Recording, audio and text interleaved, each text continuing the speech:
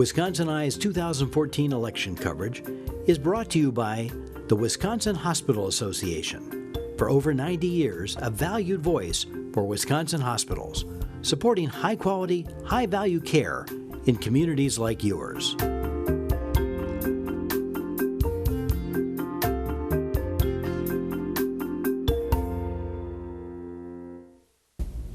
Wisconsin Eye interviews of candidates in the August 12th primary continues with an interview with Mary Burke, a Democrat of Madison, running for governor. Mary, welcome back to Wisconsin Eye. Great to be here. Thanks very much. And a programming note, Wisconsin Eye appreciates the support of the Wisconsin Hospital Association, which represents more than 139 hospitals and health systems, for making these candidate interviews possible. The focus of this is the primary, and then if you win it, I get a chance to interview you again. So let's talk about the primary election. Does it overstate it to say you really haven't taken Representative Brett Hulsey seriously? Excuse me. I've said from the very start I'm focused on November 4th, and so certainly the primary is something that I need to win, but it hasn't changed my strategy. I'm focused on making sure the people of Wisconsin get to know me, my values, the type of governor that I'm going to be, and that will carry me through the primary all the way to November 4th. Well, since there's a primary election August 12th, why should Wisconsin Democrats vote for you and not Representative Hulsey? Well, it's how I'm going to bring the state together using my 30 years as a business executive in the private sector, talking about how we're going to create jobs here in Wisconsin. And what we know is that under Governor Walker, we are lagging the rest of the country. Out of 10 Midwestern states, we're 10th. Dead last in job creation. The last 2 months of job numbers, we actually lost jobs here in Wisconsin. We were only one of 5 states across the country that actually lost jobs for the last two consecutive months. So a person getting into this race who has the type of business experience I have, an executive with Trek Bicycle, starting my own business, is what we need to make sure that Wisconsin's economy is thriving. Do you wish that Representative Hulsey had not run? There's 2 schools of thought. A challenge makes your campaign better, or it saps some of your resources. I always feel that it's everyone's individual decision whether they decide to run or not, and I'm not going to judge on that. Okay. Could Representative Hulsey beat Governor Walker on November 4? I have not paid any attention to that. I don't think the polls show that that would be likely, but as I said, I'm focused on making sure the people of Wisconsin get to know me and that I win on November 4th. 2 issues in Wisconsin Eye's interview with Representative Hulsey I want to ask you about. He'd like to turn the Pinocchio Hills, the mine site, into a state park and not an open pit mine. This is the mine site in Ashland and Iron. If you're elected governor, how are you going to respond to that mine issue? Are you going to try to overturn the first bill passed last session that rewrote the mining laws? I would like to see legislation that protects our air and our natural resources. And the legislation that Scott Walker signed, that was largely written by mining companies, does not ensure protection of our air and our water. And these are resources that you can't turn the clock back on once you destroy them. And we have seen that over the years in terms of our environment. If you go ahead without the type of protections, it's going to cost you a lot more later on trying to clean it back up. And so I would like to see legislation that makes sure that we have the process in place to ensure our natural resources are safe. Can you envision any circumstances under which a mine should open in the Pinocchio Hills? It's difficult, but again, there was bipartisan legislation by Senator Schultz, Cullen, that would have allowed that mine to be considered, and that was something that both sides had agreed on. And so I think that we have to make sure that we are considering it. There is a dearth of jobs up in northern Wisconsin. There are people who are unemployed and are looking for work, but that's not the best way to do it. If you're going to ruin the natural resources, you could be losing tourism dollars, and tourism is a huge part of the economy in northern Wisconsin. So I want to focus on how we create jobs in northern Wisconsin, but sustainable jobs that ensure that our natural resources are a real asset for the state and are protected. Another issue on the environment. I was just interviewing a candidate in Senate District 31, which is Senator Vinehouts. Sure. They have more frac sand mines than any other part of the state. Yeah. Do we need more local controls on mines? There was a bill, as you are aware, in the Capitol that would set one set of standards on local governments. Are the bills that regulate frac sand mining broken? How should they be fixed? Well, we should not be taking away from local control unless we are creating those environmental protections at the state level that ensure the air and the water and things that locally cannot be done. You know, a lot of small local communities don't have the expertise to monitor the air and the water and make sure that those protections are in place. But we should not take away from local control in areas and things like making sure that the blasting hours are ones that are good for that community, or making sure local communities can negotiate with those mining companies to repair the roads that will incur wear and tear, and not leave the local community holding the bag on that. So it only makes common sense to make sure that local communities can negotiate with mining companies to make sure that community is thriving and doesn't get stuck with holding the bag on damage that is done. You mentioned some of the damage that can be done by the sand being hauled over local mines. What's going to be your approach on transportation funding, given the projected $650 million deficit over the next 2 years at the Department of Transportation? Well, what we have seen is, under Governor Walker, is taking on debt and not knowing how you're going to even fund this. This is kicking the can down the road. We already have a budget deficit under Governor Walker going into the next biennium that exceeds $600 million. And that doesn't even take into account the deficit we know is already going to be incurred in the transportation fund, which is on top of that. Yes. So we do have a great number of needs in this state. But what I would do is I would make sure that, first of all, we go through every single project and we make sure that it's one that needs to be made, that it is going to have a positive impact on our economy and creating jobs, or on making sure we're sustaining our communities, that we have the balance between new projects and making sure our existing roads are getting the maintenance that they need in order to be safe and good quality of the communities. We need to put all the options on the table as to how we're going to pay for this and make sure we're doing the ones that are in the best interests of the people of Wisconsin. But I would first and foremost make sure that we are spending the money in a responsible way that really is impacting our economy. Sometimes these are tough decisions. Sometimes it means saying no to things. But that's what I would do as governor, is make sure we're setting those priorities, that we are spending our money wisely, but we're also looking on the long term as to how we're going to fund these important infrastructure projects. As I talk to candidates from Madison to the Illinois border, every one of them stresses the need to widen the interstate. Do you agree that that's a top priority in the next 2, 3, 4 years? I would make sure I really took a hard look at it, because it is a big project. It is a lot of money. We need to be looking down the road and forecasting what type of traffic is going to be coming. And if it shows that we definitely need that, well, then that should be a priority. But we have to weigh all the different projects that we have in the state. And unfortunately, I have no doubt that what the needs or what the wants probably exceed what we will have in our checkbook in order to do that. So it is about prioritizing, and if a really good case can be made as to why that expansion needs to happen, well, then that's going to be a top priority. When you say everything's on the table, does that include the recommendations of the task force 2 years ago, which said that every time you and I send in our vehicle license plate form, we would tell DOT how many miles we've traveled, and there would be a surtax? Is that something? That seems a little bit like too big brotherish for me. You know, I just think that's, and I think that there was a survey done that was the least popular of the ones. And so I wouldn't be in favor of that. It seems like a lot of more record keeping too, which frankly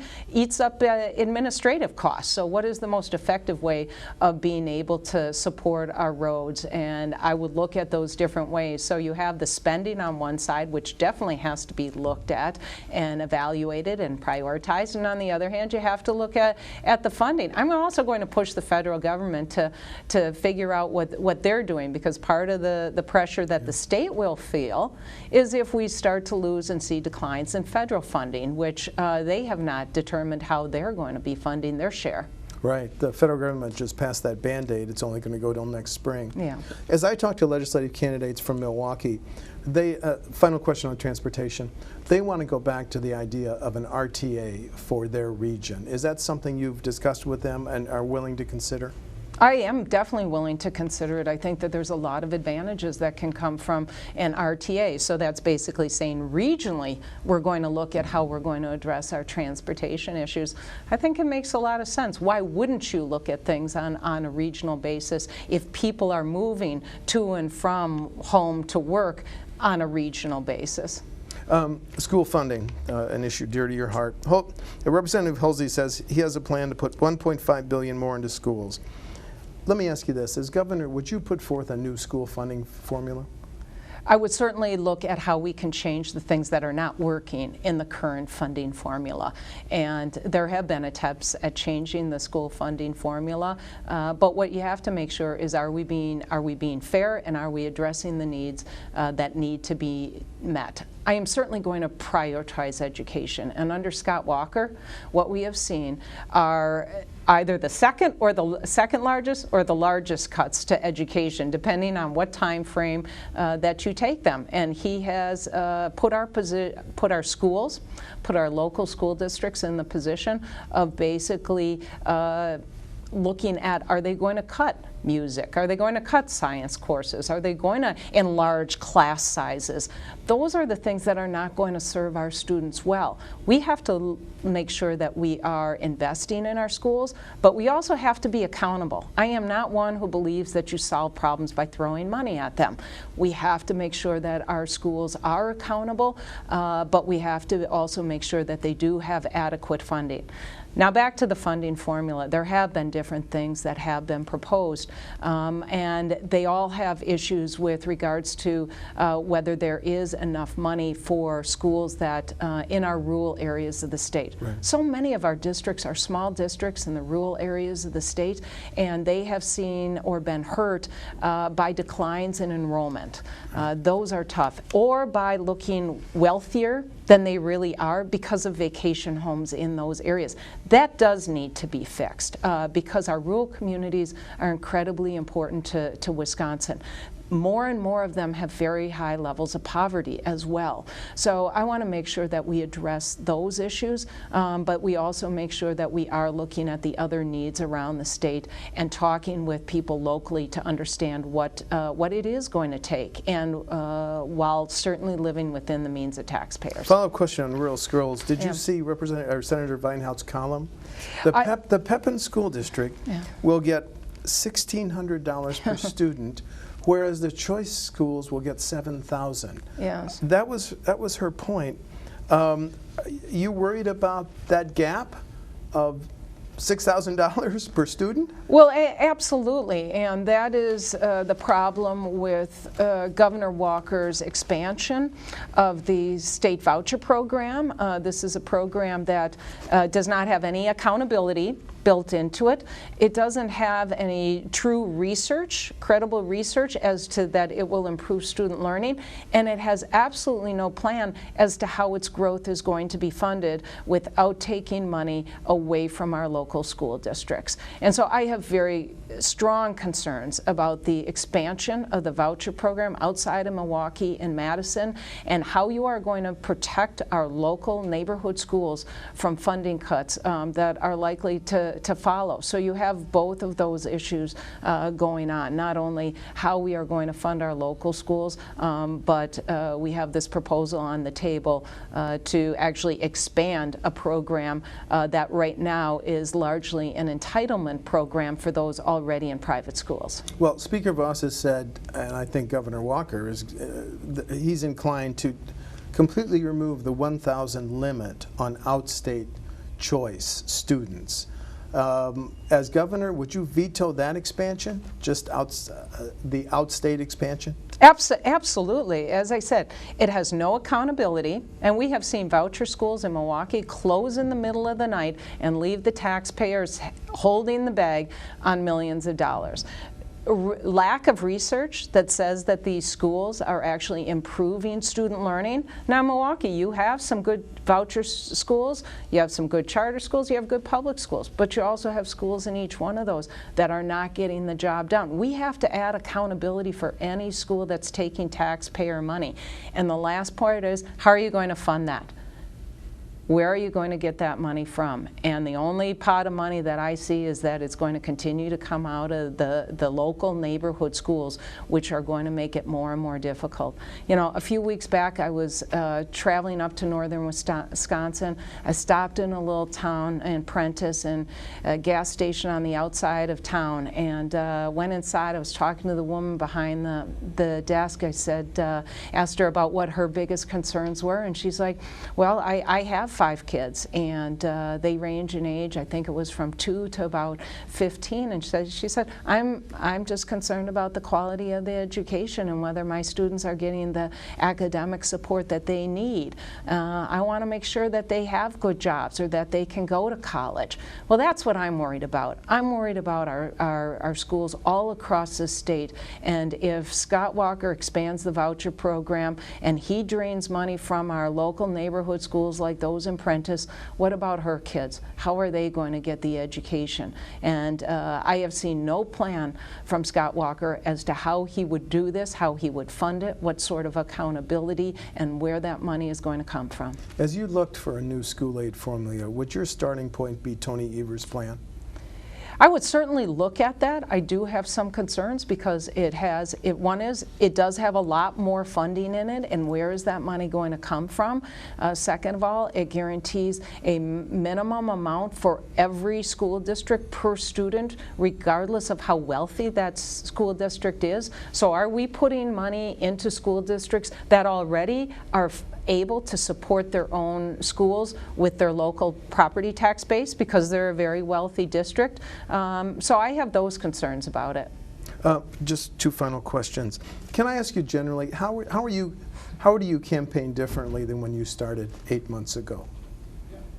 Well, I really have had the same game plan from the start, and that is getting out and making sure that the people of Wisconsin get a chance to know me. Now that it's summer, there is a lot more of being outside and on the road. We launched our little campaign bus a few weeks ago and have been on the road pretty constantly since then. And it does mean I can stop at the gas station in Prentice and have a conversation. Another guy, I had a conversation. He was pumping gas right there, and asked him what the issues were that he sees, and he worked down the road at the Caterpillar plant and said, you know what, we're still short on welders there. And I said, well, you know what, we can do something about that. And so those conversations are just great conversations. So whether it's doing dairy breakfasts or county fairs or just talking to folks on the street, right now is a great time to do that. Summer in Wisconsin is a perfect opportunity. And then a question on a new timely issue. Mayor Soglin says that Madison should be the host of some of these 57,000 children coming to us from Honduras, El Salvador, Guatemala. Do you think Wisconsin should host some of these children while their legal status is sorted out? I think the federal government really figured this out, and I have a great amount of concern and compassion for the children that are at our borders and where they are going to, not only where they are going to go to, but where they have come from, where their parents are, how they are going to have a bright future. I do have concerns about whether we can care for them here in the U.S., whether it's in Madison or whether it's in other cities. And I serve on the local school board here in Madison. I see the challenges that we have in our schools every single day and trying to provide a great education for all kids. I see people who are unable to get jobs. And so I want to make sure that we are doing what we need to be doing, and we're being realistic about what the long-term plan is, not only for the children at the border now, but children in those countries where they're coming from. Do you like the mayor's idea that some of them would be temporarily housed in Madison? I would have to see what that plan was and how we would actually be able to support those children without taking resources away from vital areas right now that we need to be able to support our own children and families right here. Okay, the primary is August 20th. Is there August 12th? Excuse me. Is there any final message to Wisconsin Democrats that will be voting in that primary? Well, just that as governor, I'm going to be working for them every single day. I am going to put people ahead of the special interests. I am going to put common sense solutions ahead of the politics, and I am going to bring people together like I have done in business and nonprofits and education, because that's how we do our best work here in Wisconsin. It's how we're going to move Wisconsin forward. Mary Burke of Madison, Democratic candidate for governor, thanks so much for your time. Well, thanks for having me. Thank you.